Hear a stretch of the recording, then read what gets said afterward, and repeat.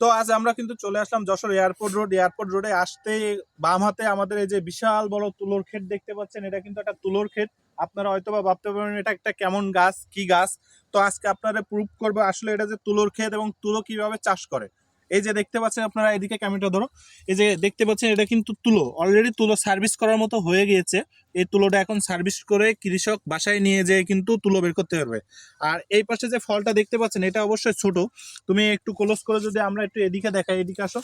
এই ফলটা, এই ফলটা কিন্তু পরিপূর্ণ একটা ফল হয়ে গিয়েছে। এটা আস্তে আস্তে এর বয়স হয়ে গেলে ফলটা পেকে যাবে, পেকে যে ঠিক ঠিক দেখতে পাচ্ছেন যে এই যে ফলটা যেমন, ঠিক এমন একটা ফল হবে, এমন একটা ফল পরবর্তীতে কিন্তু এই দেখেন এই যে তুলো, আপনারা তুলো সার্ভিস করবে এইভাবে, এই যে তুলো, ঠিক আছে, এই ওই ফলটা পেকে গেলে ফেটে যাওয়ার পরে এই যে তুলো দিয়ে কিন্তু আমরা আমরা কিন্তু যে বাসায় বালিশের বালিশের ভিতরে দিই, কোল বালিশের ভিতরে দিই, বা হলো আমরা কম্বল বলেন বা যাই হোক, এইগুলো কিন্তু এর থেকে এটা কিন্তু এক ধরনের ফেব্রিন আছে না, ফেব্রিনের মতো কিন্তু এ দেখেন কি সুন্দর একটা তো এদিকে আসো, আমি আরো একটা জিনিস দেখাই, আরো কয়েকটা গাছ এখানে দেখতে পাচ্ছেন কিন্তু আরো বড় একটা ফল, এই যে ফলটা।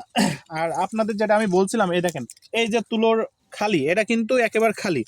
এই যে এই তুলোর খালি, এটা কিন্তু অটোমেটিকলি এর থেকে তুলো অলরেডি তুলে নিয়ে গিয়েছে। আর এখানে দেখতে পাচ্ছেন এটা কিন্তু দেখেন পেকে যাওয়ার মতো হয়ে গিয়েছে, অলরেডি পেকে গিয়েছে। এটা কয়েকদিনের ভিতরে হয়তো ফেটে ঠিক এরকম একটা আবরণ সৃষ্টি হবে বা এরকম একটা হবে, তখন এই কৃষক বাসায় নিয়ে যেয়ে এটাকে সে এভাবে তুলো বের করবে।